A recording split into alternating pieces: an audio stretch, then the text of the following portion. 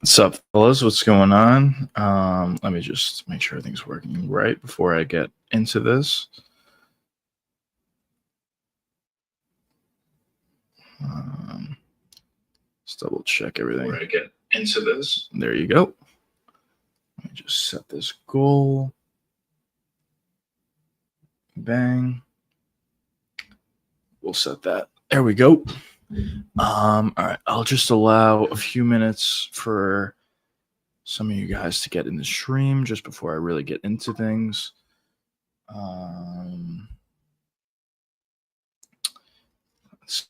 Let's get a few minutes or a few seconds, let's say.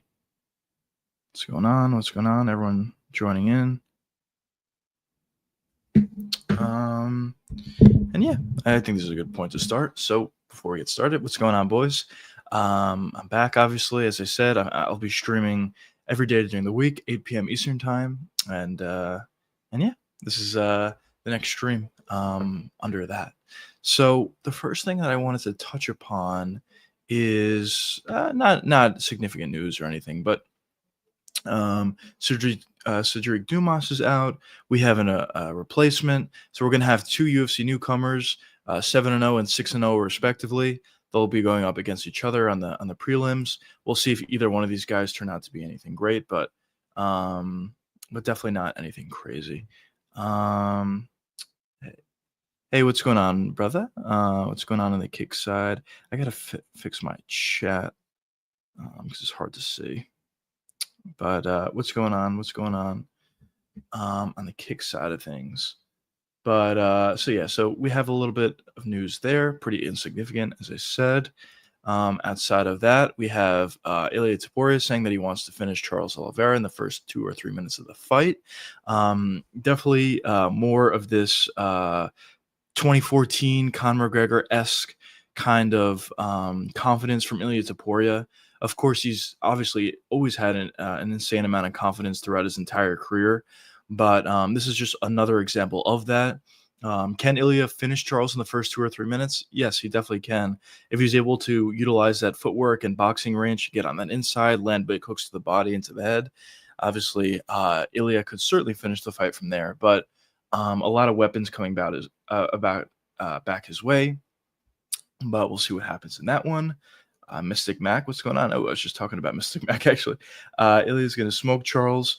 Yeah, I mean, I personally think he's going to win, and I personally think he's going to find a finish. But as I said, I mean, Charles is still very dangerous, and we'll see what happens in that fight. But yeah, I do agree with you, Mystic Mac, that I think Ilya is going to win, and I think he's going to find a finish within the first 2 rounds. Ilya is saying the first 2 or 3 minutes. We'll see what happens with that. The other little bit of news is Arman Tsarukyan is he obviously wants the next shot against Ilia Topuria, assuming Ilia does win. We'll see what happens in the fight, obviously.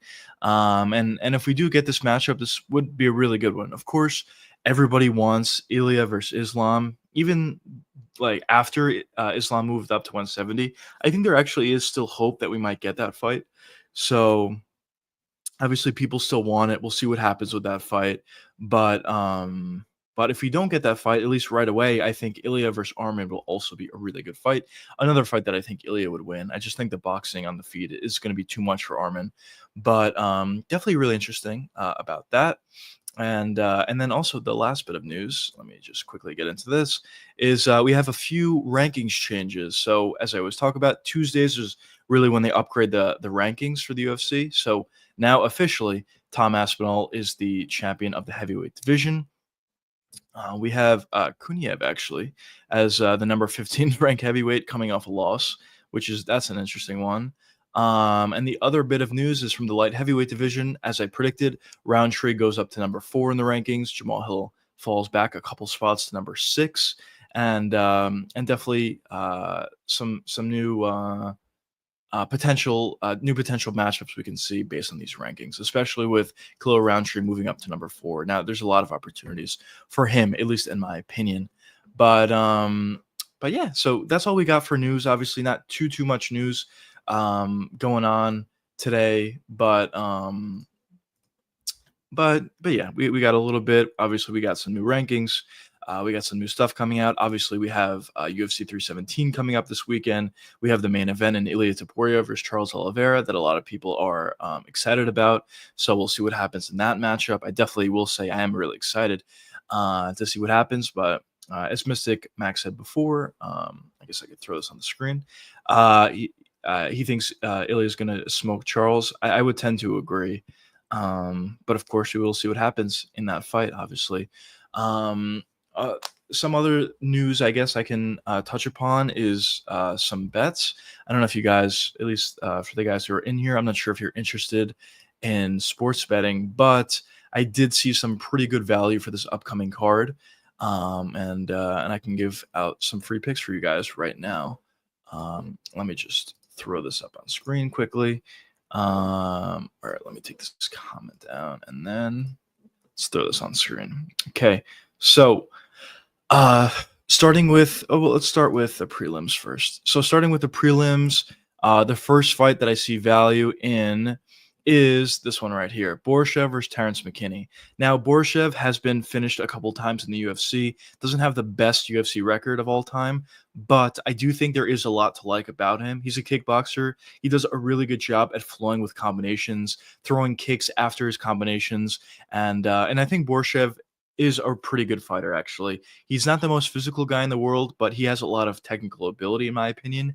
And when you look at Terrence McKinney, yes, he does have a good amount of power. Yes, he does even have good wrestling and decent jiu-jitsu. And he is relatively well-rounded, I will say.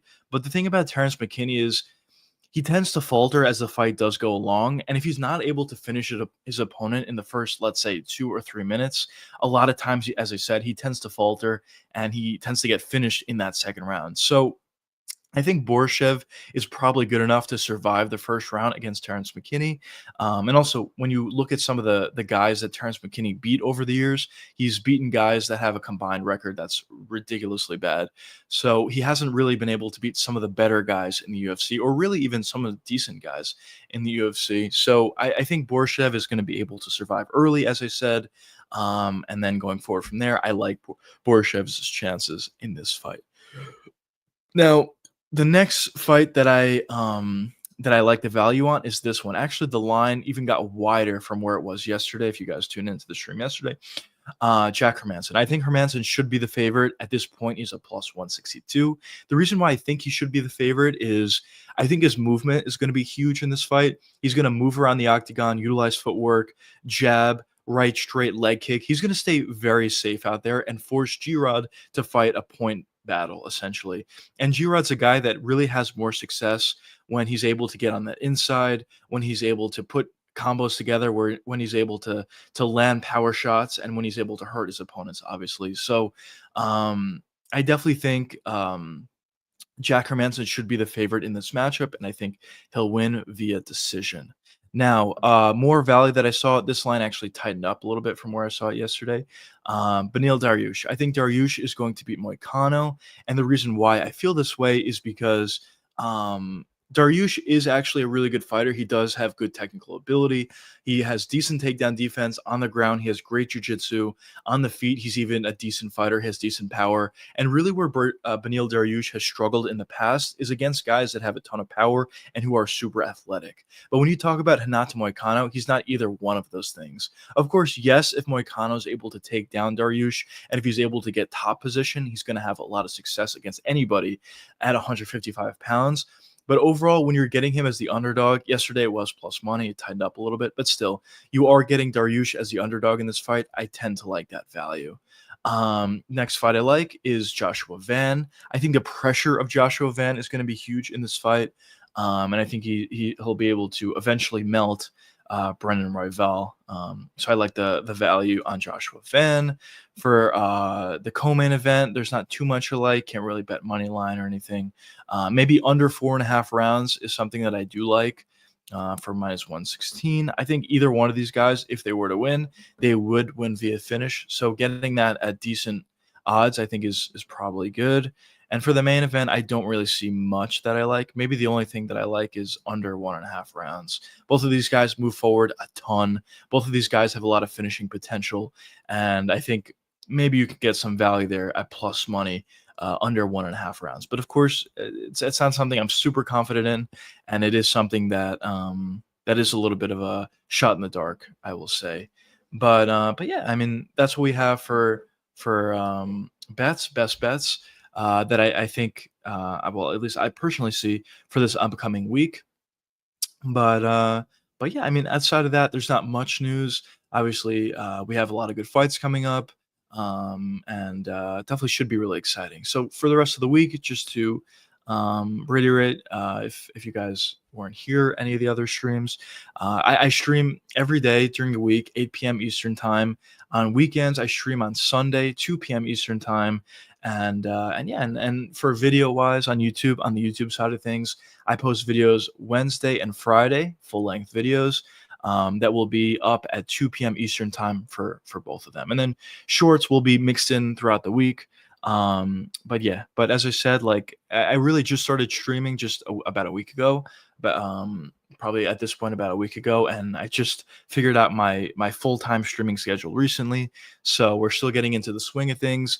But yeah, I mean it's been really fun talking to you guys, streaming a little bit here and there, or honestly streaming a lot lately, and just talking about MMA, talking about the UFC, talking about some upcoming fights, and just having a good time. But at this point for this week, we're a little bit more focused on UFC 317, as obviously it is this upcoming Saturday. And there's a lot of really good fights to talk about with you guys. So obviously, if you guys have any questions about fights on UFC 317 or really any fights at all or any questions at all, certainly be feel free to let me know in the comments or in chat. I will certainly be answering all of your questions. And yeah, I mean, a lot of exciting events, a lot of exciting fights during this upcoming event are certainly coming pretty soon. So that's definitely very exciting. Outside of UFC 317, also we have UFC 319, skipping over a card. But at UFC 319, we have Hamza Chimaev versus DDP, Dricus du Plessis, of course. That should be a really, really fun one. And as I said a couple times here, and I made a video about it as well. Maybe I'll make another video about it pretty soon. But I think the first round is going to determine the fight. If Hamza is able to get a finish in that first round, obviously he's going to win. But if DDP is able to survive round one, I will heavily favor Dricus winning that fight going forward from there. Even if he gets 10-8'd in the first round, I still think going forward from there, Dricus has a great chance of beating Hamza. And not only do I think he has a great chance, I also think he has a real chance to finish Hamzat, which would be crazy to see. But those are two guys that obviously have had a lot of success in the UFC. For Hamzat Chimaev, of course, he's undefeated. He's looked essentially unstoppable throughout his entire UFC career thus far. And every step up, every one of his fights, which has been a step up for him, it seems like his fights are not, I wouldn't necessarily say getting easier and easier, but he's consistently dominating everybody. Whether it's a Robert Whitaker or whether it was his UFC debut, he takes his opponents down in the first round and submits them or ground and pound finishes them. And Hamzat has been able to do that from the beginning and up until this point, where his next fight is going to be for the belt. Obviously, he has fought a bunch at two different weight classes at this point. We've never seen Hamzat really struggle in fights. Maybe the Gilbert Burns matchup was the closest we've seen him to struggling, but still, even in that fight, I thought it was very clear that Hamzat Chimaev won that fight. And ever since then, he's been able to dominate in a couple of the matchups. So definitely a lot of domination from Hamza Chimaev. And for Dricus du Plessis, although he doesn't do things necessarily the normal way or necessarily the most technical way in the world, he kind of just figures things out. And I touched upon this a little bit yesterday, but when you look at his individual skill sets, talking about Dricus, there's a lot he does really well. And yes, the way he does it is kind of weird. But when you talk about his striking, he has really effective striking. He can box as well as kickbox. He has great kicks. He has a great ability to be a dynamic striker on the feet. And yeah, and then even on the ground, he also does a really nice job. He has decent wrestling, and his jiu-jitsu on the ground, I think, is actually really good. So as I said, when you look at each point of Dricus's game, point by point, on paper at least, he does a lot of really good things. Great jiu-jitsu, good wrestling, dynamic striking, great cardio, a great chin, super physical, hits really hard. There's so many things to like. about Dricus du Plessis. But when you put the whole thing together and when you watch him out there, he does have a little bit of an odd style, but he makes it work. Dig says, if Dricus survives round 1 and 2, I will have a favorite going to round 3. I completely agree. Honestly, I think if he survives round 1, I would really favor him. But certainly, if he survives round 1 and round 2, I would definitely favor him a lot. Just because Hamzat obviously has had some gassing issues for sure throughout his career, but a huge reason for that is maybe just naturally he gasses, but also in round 1 he goes all out, and I don't think he's going to change his game plan going into a title fight at this point. This will also be his first 5-round fight, so we'll see how Hamzat fares in that. If it does go the full 5 rounds, of course, if it's a first round finish, that for Hamzat, then it doesn't matter. But if it starts to get in those later rounds, it would be really interesting to see how Hamzat Chimaev holds up. And as the rounds do progress, as you said, Dig, round 3, round 4, and especially in round 5, I think DDP is going to have more and more success, and I definitely think he would win if we get to those later rounds via decision at the very least. But honestly, I think if we get to those later rounds, I think Dricus might be even able to finish Hamzat Chimaev, which would obviously be crazy considering how dominant Hamzat Chimaev has been throughout his career. But it definitely will be really interesting to see how that fight pans out. Of course, there is a lot of factors going into it, and we'll see who's able to implement their game plan. The reason why I think Dricus is going to survive round 1 is because of his physicality, essentially, and also because some of the other factors that I mentioned before, just him having good wrestling, him having good striking, him being super physical, him hitting really hard. But I think in that first round, I think Dricus will get taken down in that first round, but I think he'll put up more of a fight than maybe some other guys. And if Hamzat's consistently shooting for takedowns and he's unsuccessful on the first one, and even if he reshoots and he gets the next one, I think Dricus will be able to make Hamzat work a lot in that first round. And the more he's able to make Hamzat work without obviously finishing Dricus, the better and more easy it's going to get for DDP in those later rounds. So that's a huge reason for why I think DDP will survive round 1.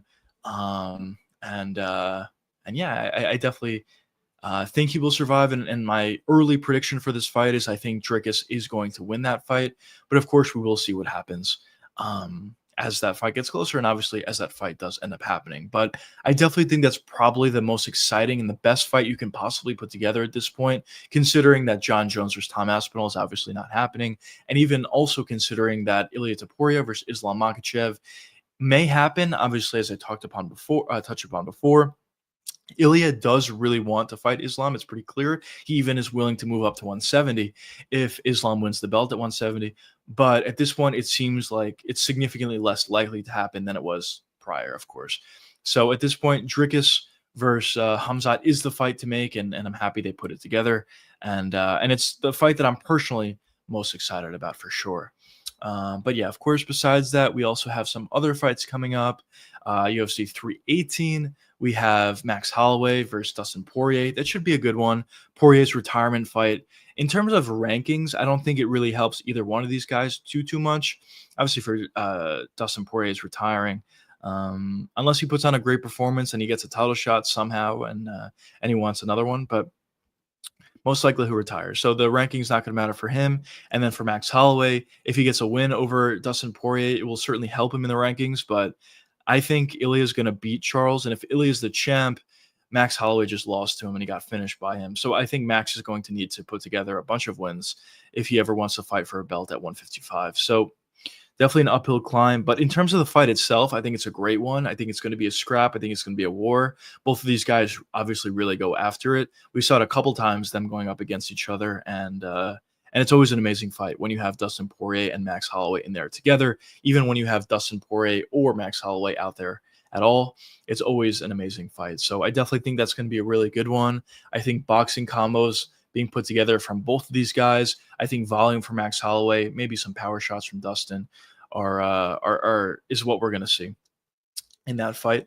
But yeah, I definitely am really excited about that matchup. But yeah, those are just some cards that we have upcoming. And yeah, of course, we also have UFC 317 that I'm a little bit more focused on, at least at this point, just because it's the Saturday, of course, and we have a bunch of really really good fights.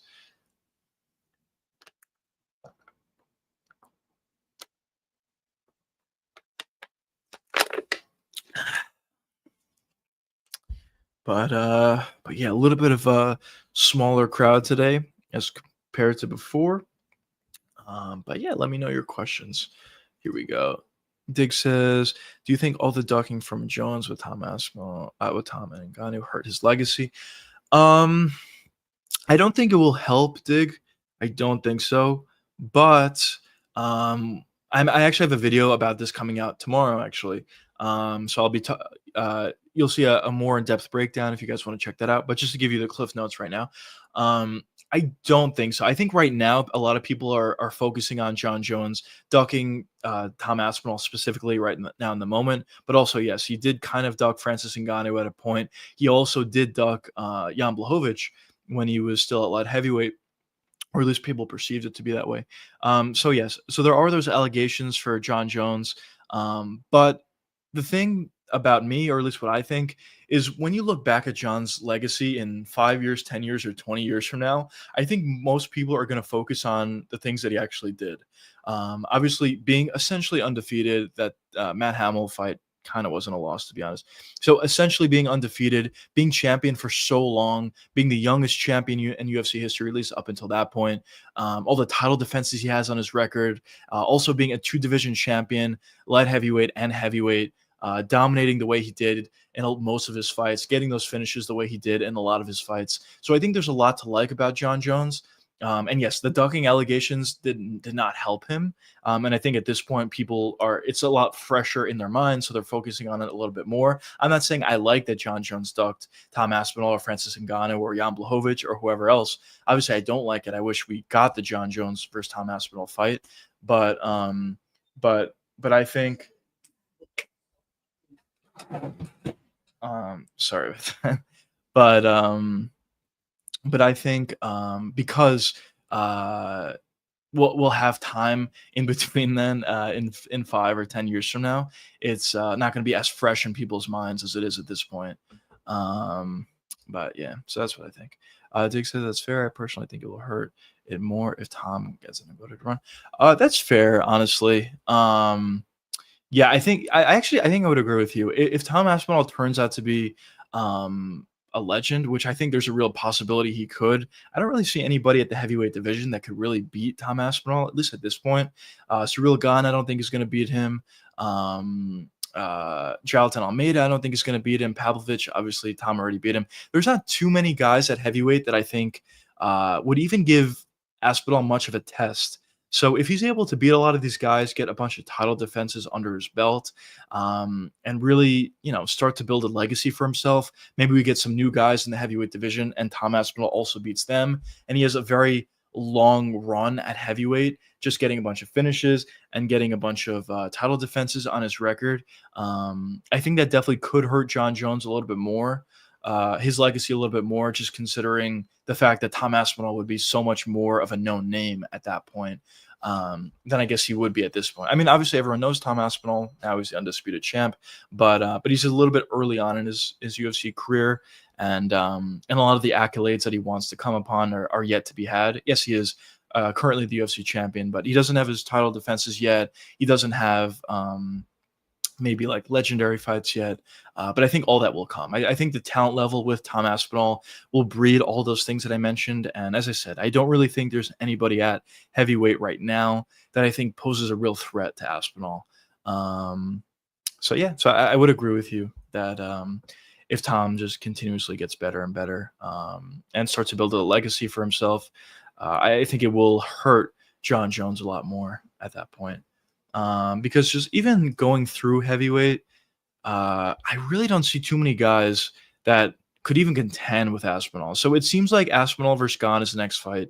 These two guys haven't fought each other, but I think there's such a huge advantage for Aspinall on the ground. Even on the feet, a huge thing about Gane is he is really technical, yes, and he is really fast for heavyweight, yes. But even on the feet, Aspinall is pretty good.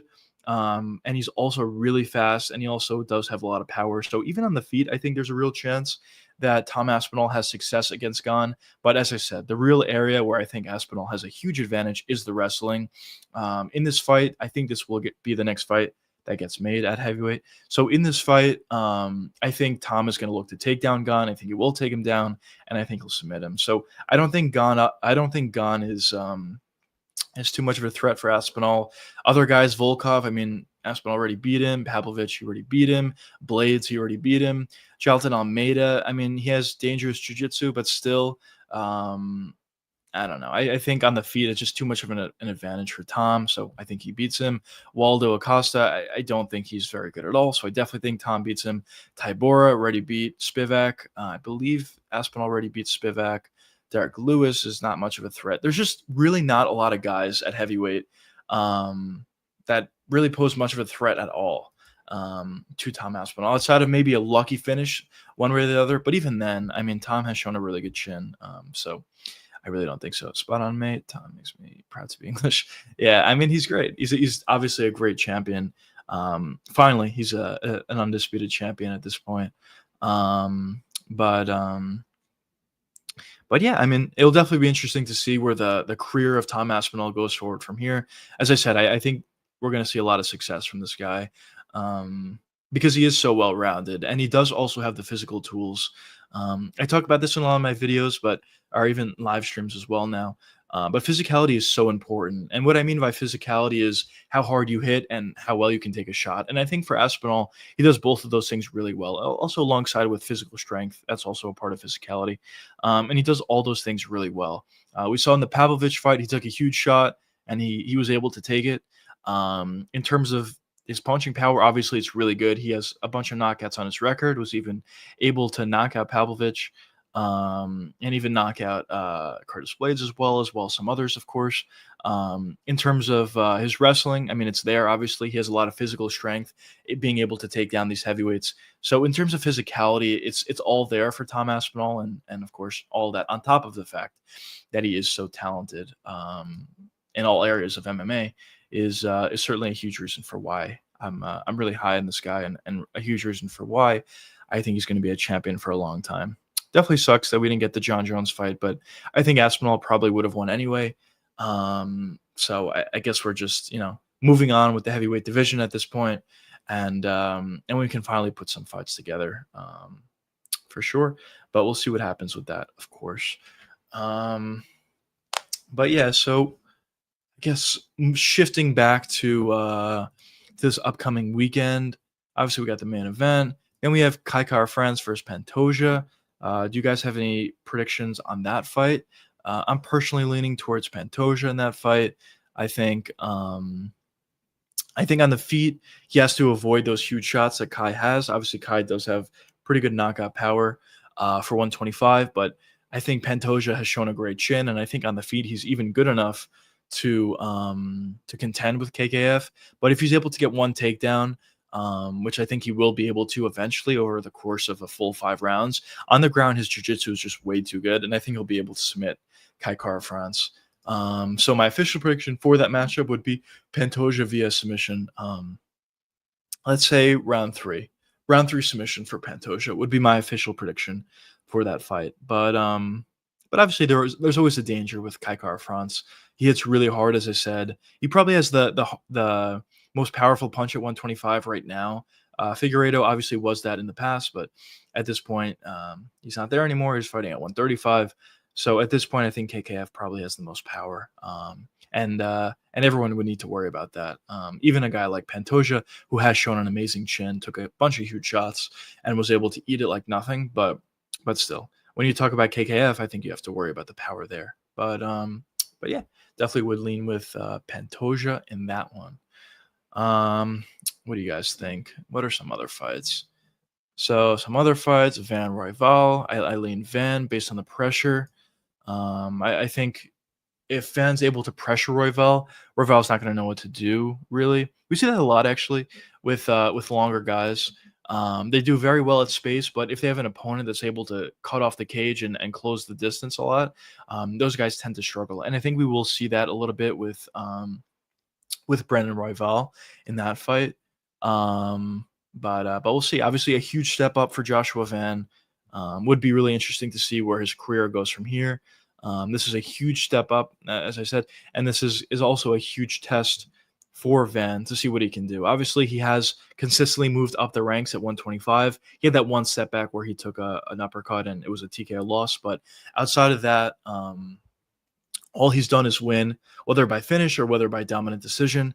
And I definitely am really excited to see what Van can do against the number one contender at 125. And if he is able to beat Royval, I would be really excited to see what he can do against Pantoja or whoever holds the belt at that point. So definitely, I think the future of Joshua Van is very bright. But definitely also would be very interesting to see what happens in this Royval fight. So we'll see what happens there. What other fights? We also have Moicano versus Dariush. As I said, I don't know. This is an interesting fight for sure. I think Dariush is going to have a little bit more success on the feet than maybe people think. And I wouldn't be surprised if he lands a huge left hand eventually and he's able to hurt Moicano and maybe finish it from there, or most likely just win by decision. I think Dariush by decision would be my prediction for this for that fight. Then you have Peyton Talbot versus Felipe Lima. I actually think Felipe Lima is a really, really good fighter. He's pretty well rounded. He fought a weight class up in his last fight, and he was still able to find a finish in the final minutes of that fight. So I think the physical tools are there, the skill is there. Great striker, pretty good on the ground, really good jiu-jitsu. And for Peyton Talbot, his punching power is there. He's super durable. His striking is there. The problem with him is avoiding takedowns, as we saw in his last fight. And I would be curious to see if Felipe Lima looks to shoot for takedowns. I believe he will. But it would be interesting to see what happens. So early prediction, I will have to favor Felipe Lima. But for whatever reason, something's telling me that Peyton Talbot could pull that fight off. But we'll see what happens there. Then you have Jack Hermanson versus G-Rod. As I said, I lean towards Jack Hermanson. Haider Emil versus Jose Delgado. I kind of lean Haider Emil, undefeated fighter, puts combos together nicely, hits really hard, really good chin, really durable. And Delgado actually is a really good fighter, but something makes me lean with Haider Emil a little bit. Then you have Terrence McKinney versus Borishev. As I said, I kind of lean Borishev, to be honest, especially at the value. If you're talking about it from a betting perspective, Nico Price versus Jacob Smith, certainly lean with Jacob Smith in that one. I think he has a lot of physical tools, and I think he's also very talented, very young, obviously undefeated fighter, 10-0, and I think he's only going to get better from here. Then you have Deans versus Hines. I'm assuming Deans is going to win. Hines is a newcomer. I don't know much about him. I'm not super high on Deans, but he does a great job at staying safe and utilizing footwork. So I think I would lean with him, but I don't know much, as I said, about Hines. Then we have McVeigh against Dumas. Well, actually, no, it's not against Dumas. It's against a UFC newcomer. So we'll see what happens in that fight. Obviously, I don't have a prediction for that one, just because both of them are UFC newcomers, and I don't have too much knowledge on either one of those guys. But yeah, those are just some of the fights this upcoming weekend. But yeah, as I said, a little bit of a lighter crowd today as compared to some other days, which is fine. But yeah, just want to get in the live streams a little bit. Just go live for a little bit, communicate with you guys, talk to you guys, talk about some upcoming fights. Obviously, I am streaming a lot, and a lot of these topics we already talked about in other streams. So I get it if it's a little bit repetitive or whatever. But of course, there are always new people showing up to the stream. Like, for example, maybe they show up to the stream on a Tuesday, but they're not, they don't want to watch, or they're not available to watch on a Wednesday or Thursday. Then they come back on a Friday. So, there's a lot of people coming in and out of here. So if it's a little repetitive, that's why, I guess. But also, like, whatever you guys comment, of course, I will answer your guys' questions and give predictions on fights, or talk about, a wider range of topics on MMA, or really anything. I mean, YouTube-wise, if you guys have any questions or whatever. So yeah, I definitely will be interested and all of your guys' questions and then content and whatever. And yeah, so honestly, how I have the stream set up, we have a little bit of a setup here where I have like some sort of an idea that I have going into it about what I want to talk about. Obviously, this week we have UFC 317, so a lot of my streams are mostly focused and centered around that for this week. So I'll talk about the fights a little bit. Then whatever comments you guys give throughout the week or throughout the live stream, I should say, I'll definitely answer your guys' questions and yeah, I mean the stream can go in any direction. We could only stick to one topic. If you guys are asking about that one topic, if you guys have questions about other topics, we can jump back and forth or jump to different topics, talk about different cards, talk about different fighters, and that's kind of how I have it set up at this point. Um, so yeah, I mean, definitely excited for this upcoming weekend for sure. UFC 317. Um, but yeah, let's see. Usually, what I like to do sometimes on these streams is I like to check X just to see if we got any new news or anything come out about MMA.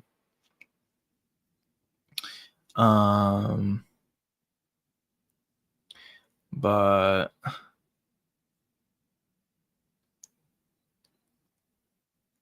let's see. Let's see. Don't see anything yet. Joshua Van just posted, said that he's happy to be back this this week. Um, so um, yeah, Felipe Limas is a pretty decent favorite. Um,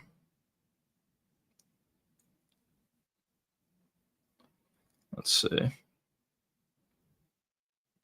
Let's see, boys. Sorry, I'm just checking to see if there's any new news or anything coming out here. So yeah, Dumas is out, as I touched upon before. Here we got some news here. We have Namakamura versus Nathan Fletcher, August 2nd. You have UFC Vegas. So another Apex card, unfortunately, but that's somewhat of a decent fight. Obviously, the UFC Brazilian Jiu-Jitsu league just got announced. So that should be interesting. Obviously, this is more of an MMA focused channel, and we will be focused more on MMA, but definitely is interesting to see what happens with that Brazilian Jiu-Jitsu UFC project that they have coming out, and I'll probably be checking out a couple of their events and see what goes on there. Ishmael Bonfim calls out Drew Dober. That'd be a really good fight, actually. Bonfim versus Dober. Dober is coming off a knockout loss, unfortunately for him, but he is still like has a pretty good chin. Is still really physical and isn't necessarily the most skilled fighter in the world, but he makes up for it with his power and his physicality. And for Bonfim, actually, also is coming off a TKO loss as well in his last fight. But he has a lot more skill. He's not necessarily the most physical guy out there, but he has a lot of skill. So that'll be a really interesting fight between those two guys. Physicality, but not the most skill in the world compared to pretty skilled, but not the most physical. So that would definitely be a really interesting one. We have Pantoja's new fight shorts being announced. Nazim Sadikov calls out Benoit Saint Denis or Manuel Torres for his next fight at potential UFC Paris. So that's an interesting one. I always thought that Benoit Saint Denis was really good. There's a lot to like about Benoit. He's super physical. His wrestling is really good. His jiu-jitsu is also really good. We saw countless times Benoit, at least on his come up, where he was getting taken down, but then he would immediately just get right back up. It kind of just felt like he had unreal physicality, which I actually think he does. But after that Poirier loss, things started to go downhill a little bit for him. Even in his most recent fight that he won, I thought that Benoit didn't look great, to be completely honest. He looks like he's just a little bit stiff on the feet. He's very hittable on the feet. And some of those things that he did early on, where he's pressuring guys, landing big shots, taking them down and submitting them, or even maybe ground and pound finishes on the feet, or even if it's a decision, he's just dominating throughout the fight. A lot of those things we saw early on, we're not really seeing from Benoit at this point. or at least in his most recent fight, and really ever since the Dustin Poirier fight. So that's interesting to see. But I still have high hopes for Benoit, as I touch upon in a lot of my streams and videos. I think physicality is so important, and when you have a guy like Benoit that has unreal physicality, I think there's always going to be a promising future for a guy like that. Now, is does he become a champion? I don't know. We'll see, obviously, but I do think the future is somewhat bright for Benoit, even though I know a lot of people were super high on him, and now at this point they're completely jumped off the bandwagon. But yeah, I still do think there is a lot to look forward to with Benoit. It'll be interesting to see what his next fight is. I'm assuming he's going to fight at UFC Paris, um, and um, and yeah, we'll see what happens there. Um, yeah, outside of that, not too much news or anything like that. Um, yeah, there's been heat wave by me, and it's been super hot. It's as you can see, it's already night or almost about to be night, and or dark at least, and it's still really hot. So I don't know if you can see, I'm like sweating a little bit. Uh, AC's on, but it's still really hot even inside. It's been super hot these last few days, and we got a couple more days of this heat wave. So um, we'll see if I can make it out. Kidding, but yeah. Um, what else we got here? I guess some of the boys are busy today. But yeah, we'll just try to. I mean, listen. Obviously, it's really fun when we're live streaming and we got a bunch of guys in here. But obviously, I understand. I am a smaller channel. I'm not gonna have a bunch of people in here all the time. There's gonna be streams like this where there's not many people in here or just a couple people in here, and yeah, which is totally fine. But of course, that's all a part of the process, and I'm really excited about it. Just to get a consistent streaming schedule going is definitely something that I'm happy about, and yeah, just to continue, with everything that I have going on right now, YouTube videos, streaming, and yeah, it is also really cool to simultaneously stream on multiple platforms, interact with you guys on multiple platforms, and just chat on wherever. Build X, build Kick, as well as YouTube. Those three things are really what I'm focused on now. But obviously, the main thing that I'm really focused on right now is just YouTube, just posting videos and um, and live streaming, obviously. So that's good, and that's really where my focus is at this point. Um, but yeah, my if you guys have any questions, obviously be feel free to drop them in chat. I'll be answering them. I'll throw your comments up on the screen, and I'll be answering all of your questions. But yeah, my phone is a little bit low. I just want to charge it real quick. 1 second, boys.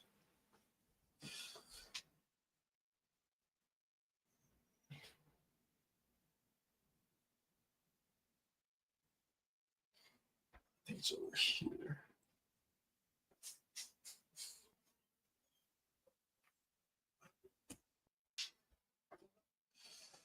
Here it is, boys. Just charge this thing.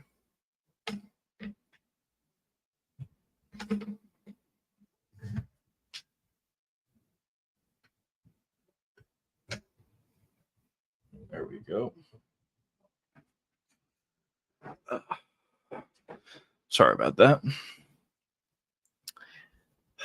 But yeah, I mean, that's what we got going on. Just trying to see if I could figure anything out. I mean, we obviously have some free bets that I gave out before. We even have a PFL event that's coming up. Nothing too exciting. We have Fabian Edwards fighting Leon Edwards' brother. So we'll see what happens with that. We have Sergio Pettis fighting again against Stotts. Yeah, I mean, not too many big names. We have Alexander Romanov actually fighting, and even Rodrigo Nascimento, a couple of UFC guys that got moved on from. Romanov was always an interesting guy, I thought. He was a guy that I thought had a lot of promise, good wrestling, Honestly, even decently physical. Problem with him is he just got super, super big, like fat, and he was really never able to recover, it seemed, and his cardio was not great for a while. Um, and also even his physical skills weren't really even there at a certain point, and then eventually the writing was on the wall for him, and he got caught by the UFC. But now he's with the PFL, so we'll see what he can do there. Um, but yeah, I mean, what are you gonna do with that? Obviously, we also have a Jake Paul fight this upcoming weekend on the same day as UFC 317 for whatever reason, but I'm probably not going to be watching that, especially if it's the same time as UFC 317. But if it's not somehow, then maybe I'll tune in quickly. But um, but yeah, definitely a lot of good fights coming up this weekend. A lot of good stuff coming our way. Definitely, I'm really excited about all that. But we'll see what happens. We will see what happens. But yeah, man, there's not that much news today. Just kind of figuring things out a little bit here.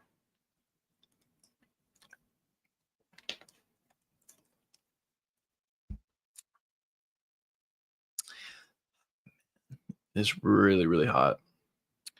Really hot. So we'll work through that a little bit. Um, but what do you guys think of the streams for all of you that are in here? Are you guys enjoying the streams? Do you think I should make changes to certain streams or my general setup, I guess? As I said, as I improve and grow my YouTube channel, maybe make a little bit of more money, I'm definitely going to look to make improvements to maybe my camera, to my microphone, to maybe my background. I know it's a little bit boring at this point. Maybe, make some improvements or some adjustments to it. So it's all a work in progress right now. But one part advice that I've heard early on was there's always going to be people who have better equipment than you, but just get started and do what you know, work with what you have. And that's what I've been doing, and that's what I continue to do at this point. And as I grow my channel and maybe as I make a little bit more money, maybe get more subscribers, maybe get more viewers on live streams and whatever, like all those things are going to come. But obviously at this point, it's this is all a part of the process. I'm really excited about the process. And yeah, I mean, just streaming every day has been really, really fun. And interacting with you guys have been really fun. It seems like every live stream I interact with a new fan, which is great to see. It is really cool just to talk to people, even on a personal level. Obviously, talking about fights is great, but talking about anything is also really fun. And I just also wanted to thank like everybody that's here. It does really mean a lot. You can be doing anything you want, but you decided to come here and watch a juicy MMA live stream. So I really, really do appreciate that a lot. And I will continue to work as hard as I can to put out a bunch of live streams, to put out a bunch of YouTube videos on that side of things. And yeah, and I'll just keep pushing, of course. But yeah, I mean, MMA wise, not that much things. I mean, there was actually some videos coming out about Ilya Taporia showing off his training regimen. And there's a lot of good stuff. I mean, I think at this point we already kind of know who Ilya Taporia is. Yes, he's going to make some improvements, but for the most part, we know who this guy is. On the feet, this guy is just a really, really good boxer. And there's a lot of things to like. A lot about Taporia's boxing. Very crisp, very technical on the feet. Is very fast. Obviously, has very fast hands. Hits extremely hard. I think that's probably the thing that jumps out most about Taporia's boxing. And I think we'll see that boxing utilized a lot in this fight against Charles Oliveira. Actually, the boxing is the reason why I think Ilya is going to beat Charles, and why I think Ilya is going to finish Charles Oliveira within the first 2 rounds. That's my official prediction. Is Taporia round 1 TKO actually, but I think within the first 2 rounds we'll see a TKO or a KO for Ilya Taporia. But of course, only time will tell what does end up happening there. But yeah, in that training, Ilya was showing off his boxing. Obviously, he was even showing off some wrestling. It would be interesting to see how Ilya wrestles in this matchup, because as I talked about before, I think Charles is going to look to wrestle a little bit in this fight. So it'll be interesting to see how Ilya is able to stop takedowns. And if he does get taken down, it'll be interesting to see how he fares there. Or does Ilya look to wrestle himself? I don't think he will do that. I don't think it's a great idea for him to do that.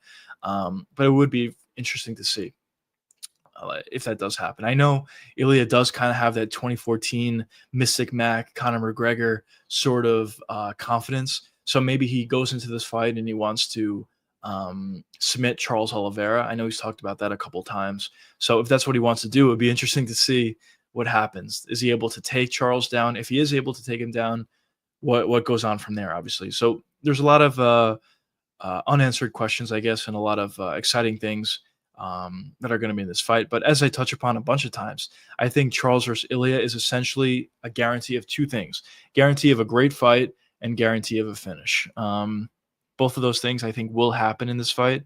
I know I talk about sometimes, a lot of times when you go into certain fights that you expect a finish, there to be a finish.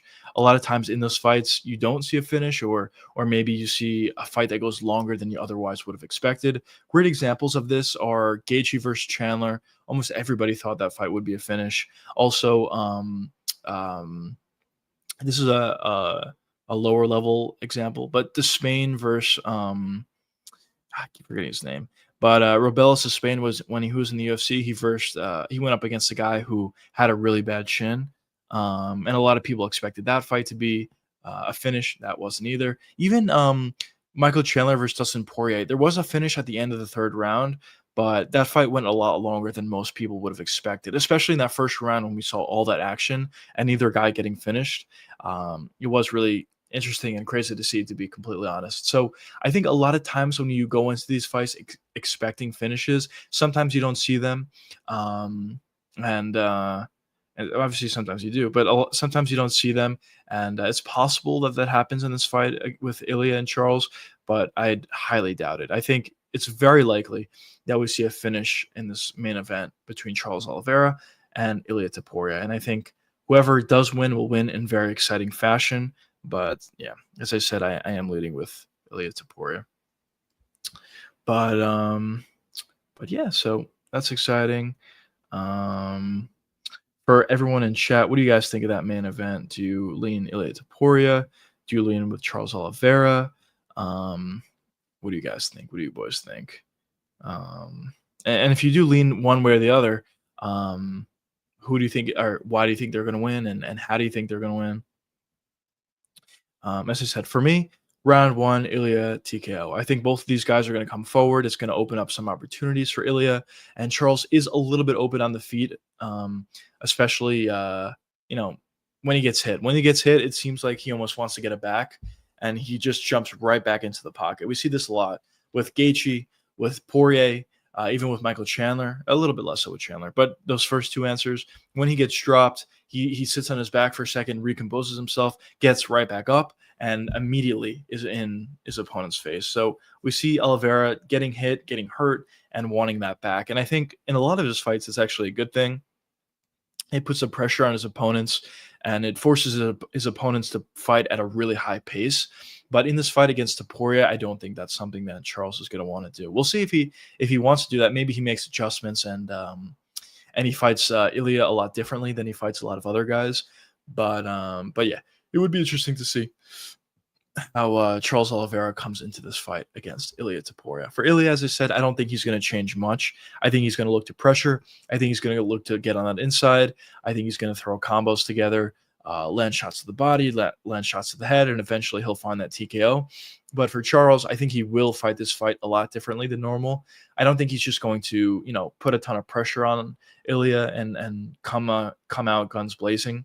I think he's going to be a little bit more composed on the feet, more high kicks, more jabs, more straights, long shots, even maybe kicks to the legs as well. Maybe part of Charles's game plan, as well as clinch. I think clinch is going to be huge, and also wrestling. I think we're going to see Charles Oliveira wrestle a lot more in this fight than we did in a lot of his other fights. So a little bit of a different game plan for Charles Oliveira. Now, obviously, I don't know. Of course, we'll see how Charles looks, but if I had to personally put a fight plan together, that's how I would go about fighting Ilia Topuria if I were Charles. But we'll see what happens in that fight. Um, and uh, and yeah, um, we got a couple guys in the kick chat. What's going on, fellas? We got a couple guys in the YouTube chat, also on X. What's going on, boys? Yeah, do you guys have any questions? Let me know. I'll be sure to answer any of your questions. It could be about UFC 317. It could be about a different fight. It can be about a fighter, a card. We were talking about Tom Aspinall a little bit before. Um, Here we go. Just throwing a comment on the screen again. Um, yeah, I mean, we were talking a little bit before about Tom Aspinall finally being the undisputed champ, and I was also talking about how I didn't think there's really anybody at heavyweight that would really give a problem to Tom Aspinall. I think he kind of has everybody covered in one area or the other, whether it's striking or grappling. So yeah, so I think Tom Aspinall is probably going to build a pretty long legacy for himself. I could see him get a lot of title defenses under his belt. It is heavyweight; these guys hit really hard, and it's unpredictable. Maybe Tom Aspinall could eventually slip on a banana peel and lose to maybe a guy that a lot of people think he would beat. But at the end of the day, it's tough for me to personally see Aspinall losing to really any of these guys in the top 5 or top 10 of heavyweight. Maybe there's a new guy that comes along the way, and another guy that's super well rounded, super physical, that can really pose a threat to Aspinall. But at this point, when you look at the heavyweight division, I don't think there's too many guys that pose a threat. Gane, I don't think is much of a threat. Volkov, I don't think is much of a threat. Pavlovich, already saw that, and Aspinall was able to win. Blades, we already saw that, and Aspinall was able to win. Almeida, I think on the feet, Almeida is going to have a lot of issues with Aspinall. Acosta, I don't think he's very good. Tybura, we saw it. Spivak, we saw it. Derek Lewis, just not. He's not going to get a title shot for one, but also he's just not. He's not well rounded enough to beat Tom Aspinall. Tai Tuivasa is not going to get a title shot, but also if Aspinall ever wanted to just shoot in for a takedown, he would be able to. Shamil Gaziev is just too slow. Parkin, not a great fighter, in my opinion. Talson Teixeira is an interesting one. I think he's super physical, and I think he has decent skill in the feet, and I think he hits really hard. So maybe the length, and also he's super. He has good length. So I think the length of Talson may pose some issues for Tom Aspinall, but still, at the end of the day, I would lean Aspinall. I think he would have the wrestling advantage in that fight. So as I said, essentially everybody in the top 5, top 10, maybe the entire rankings. Maybe outside of Talson Teixeira, who may be an interesting fight for Tom if that ever does happen along the way, if Talson's able to put some wins together. I think Tom kind of has everybody covered in one area or the other. So I definitely think there's going to be a lot of success within the career of Tom Aspinall, and yeah. Also, one thing that Dig mentioned before was he thinks that if if Tom Aspinall builds a huge legacy for himself and he turns out to be one of the greats, which is definitely possible, especially considering the way heavyweight is right now and not too many contenders, alongside with the fact that Tom seems to be really good. So if Aspinall does build somewhat of a legacy for himself, or a huge legacy for himself, there is a possibility that in 5, 10, 15 years from now, the fact that John Jones ducked Tom Aspinall could actually fare worse for John at that point, just because Tom would be a name that a lot of people know. So that's certainly possible. But at the end of the day, we'll see what happens. We'll take it fight by fight and see what happens. A lot of ambitions for Tom Aspinall for sure, and a lot of people, including myself, think he's going to be very good and has a really bright future ahead of himself. But of course, we'll see what happens going forward from there. But at least for the heavyweight division, they're finally free. They finally have a undisputed champion that's willing to fight. I think we're going to see Ciryl Gane versus Tom Aspinall happen relatively soon for one of these pay-per-view cards. I'm kind of hoping that it's in either the UK or France, but it seems like it's probably not going to be either one of those places. So we'll see what happens there when it's announced. But I'm assuming that's the next fight, and we'll see what happens in that. But of course, as I said, I will definitely lean with Tom Aspinall in that fight. But yeah, what do we got, boys? What do we got? What are you guys thinking? Any questions about any of these cards?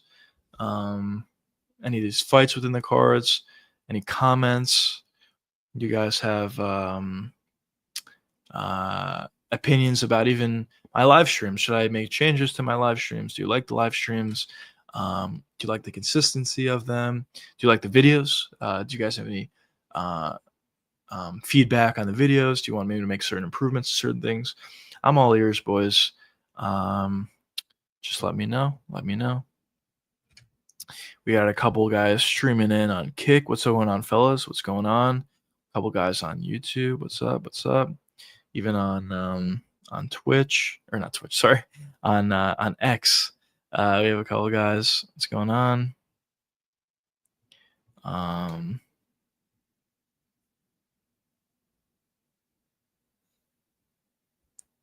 but yeah, what do we got here? What do we got? Um, yeah, I mean, this might be a little bit of a shorter stream than normal. Unless maybe we got some guys rolling in here. Let's see if you guys have any questions. But yeah, I mean, obviously, good fights. Do any of you guys in this stream right now? I touched upon it a little bit before, but maybe some new guys are rolling in now. Do any of you guys want to see any best bets for this upcoming weekend? Or maybe not.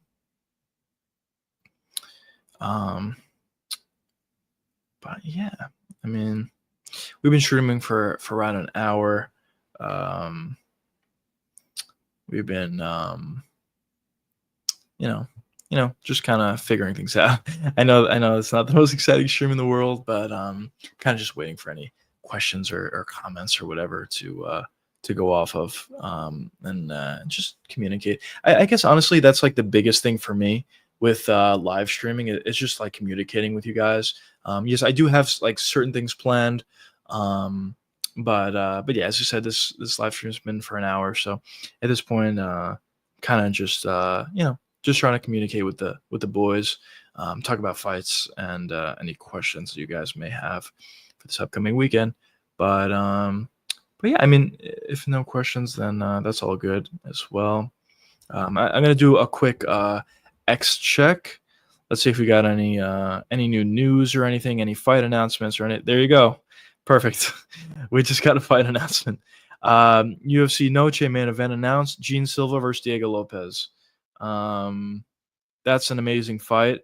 Kind of stinks that we're not getting Diego Lopes versus Yair Rodriguez, but I actually think this is even more news that let me just change the title here.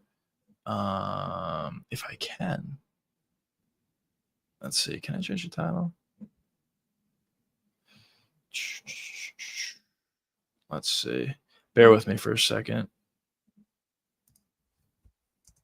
Gene Silva versus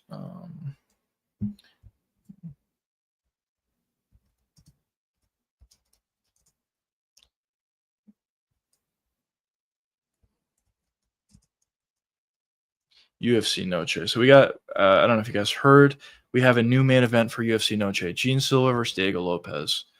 Let me just update this title quickly. Let's see. What do we got? What do we got?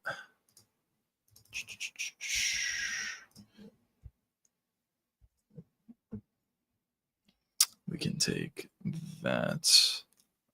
Just bear with me for a second, boys. There we go. Save changes. And that's not. Ah, man.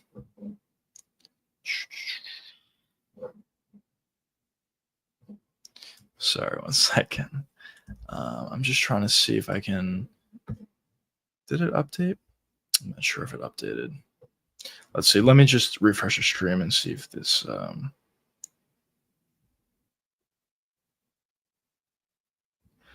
No, it didn't. Bear with me for a second, fellas. I'm just trying to update this title. I'm just a little bit new to this whole streaming thing, um,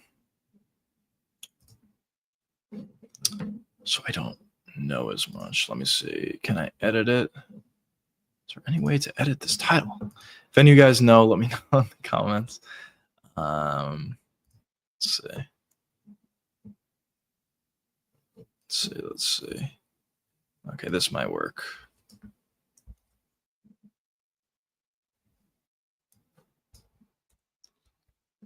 Let's see. Did that work? That should work. That should work. Let me just do another little refresh. There we go.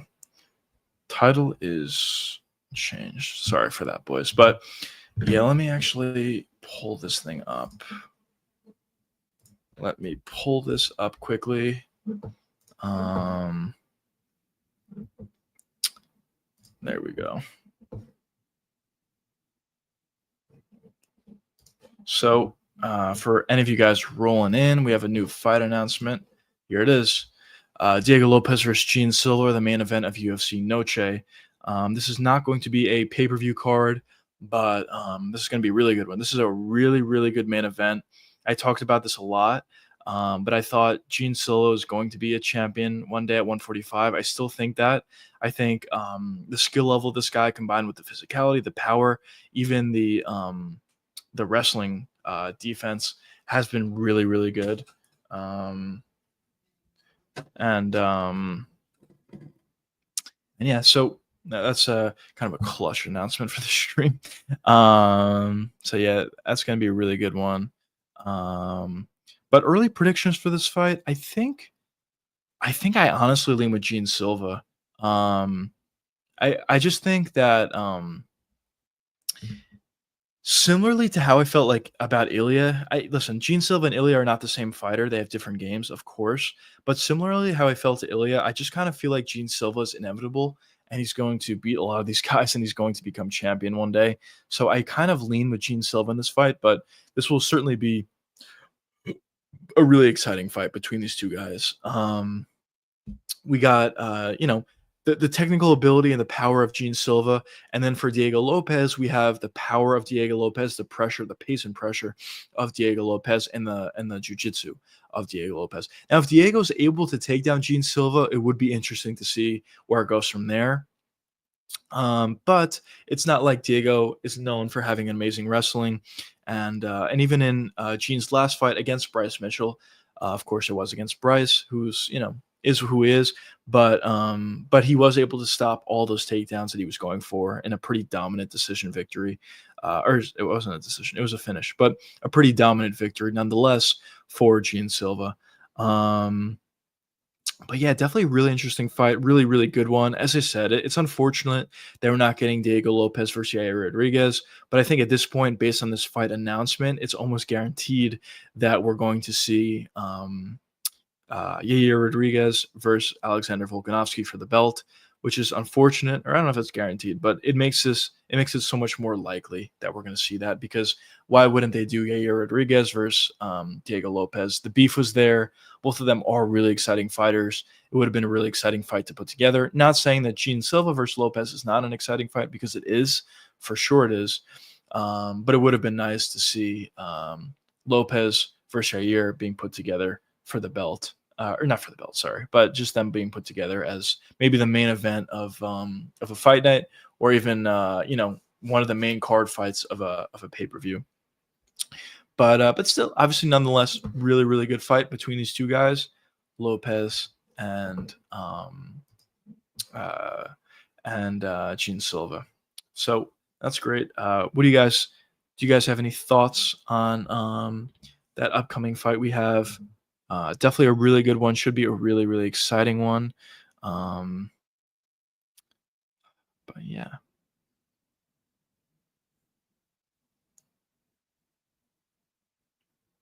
Here we go. We got some other news here as well, actually.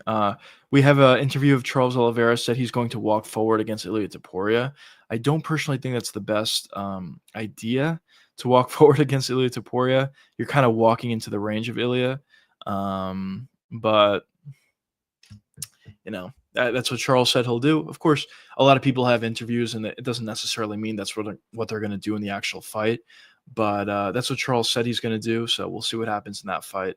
But yeah, breaking news for any of you guys that are coming in late. We have Gene Silva versus Diego Lopes for UFC Noche headlining that card. That's in September. So really, really good fight. We'll see how that pans out. Early prediction: I lean Gene Silva.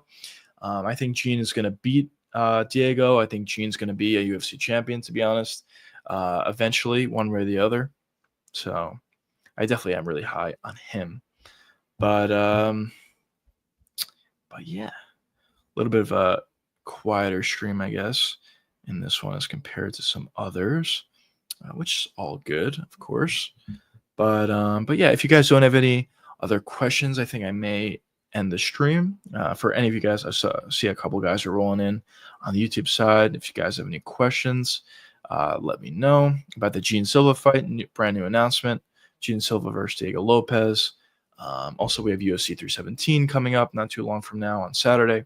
So a lot of really good and exciting fights on the way for us. So that's definitely really exciting. But yeah, let me know. Do you guys have any questions, any comments, any concerns about fights, about me, about live streaming, about the format, about YouTube videos, about whatever? What do you guys think about everything that's going on? But yeah, let's see. Let me throw this here.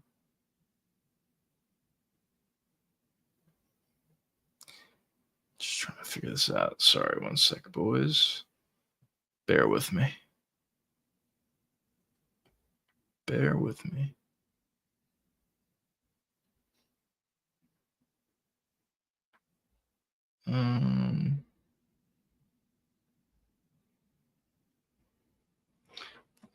There we go. Perfect. All right. But yeah, sorry, I was just checking the chat for a second. But yeah, I mean, it should be a really good fight between Silva and Diego Lopes. But yeah, if there's no more questions, I think I'm just going to close this out kind of soon. So as I said, live streams every day. Another live stream tomorrow, of course, or every weekday at least. Another live stream tomorrow, 8 p.m. Eastern. For tomorrow, obviously tomorrow and Thursday, Friday, 8 p.m. Eastern. For the weekend, we got a live stream on Sunday. I think I'm also going to probably live stream after the card's over for UFC 317. Do a little bit of instant reactions. We'll see who wins. We'll see. Maybe it's Ilya, maybe it's Charles. We'll see what happens in that fight, and of course how it happens as well would be really interesting to see. Does Charles actually move forward and does he get a win, or does he move forward and Ilya catches him? Does Ilya move forward and just catch Charles and move on to the next one? We'll see. A lot of questions yet to be answered for that UFC main event, of course. Definitely should be a really exciting one. But yeah, I mean, so we got that.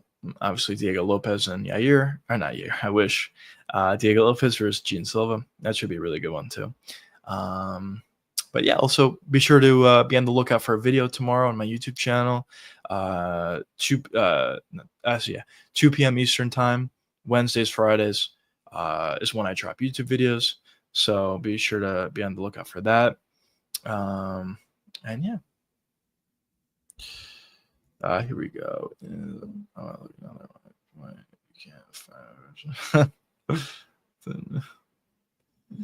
Thank you, brother. Thank you, brother. All good. All good. I don't train or anything. You are right about that.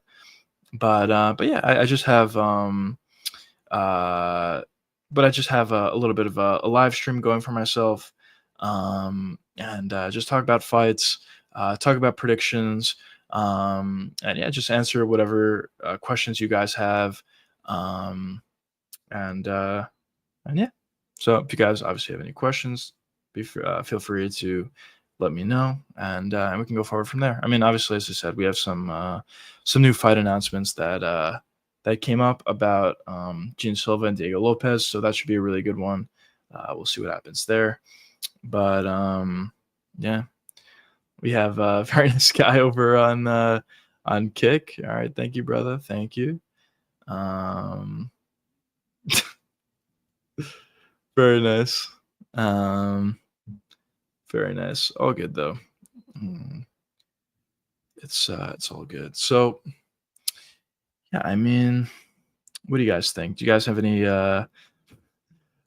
predictions for this upcoming weekend, or even for Diego Lopez and Volkanovski? That seems like that fight is probably going to happen. To be completely honest, after Gene Silva and Lopez got announced, so we'll see what happens there. Um, but uh, but yeah, if there's no more questions, I guess maybe I could end stream at this point. Be sure to be on the lookout for more streams for sure. As I said, every day during the week, 8 p.m. Eastern time. We have videos on Wednesdays and Fridays as well. So be sure to be on the lookout for those at 2 p.m. Eastern time. And yeah, I'm just going to keep going with these live streams. Have been really fun interacting with you guys, talking about fights and whatever. Obviously, this stream has been a little bit more quiet, which is all good. Is all good as well at the same time. But um, but yeah. But anyways, I hope you guys enjoyed the stream. I'll be talking to you guys soon, tomorrow, 8 p.m. Eastern time. Be sure to show up if you guys are interested in that. And yeah, until tomorrow. And also be sure to check out the YouTube video, of course, 2 p.m. Eastern.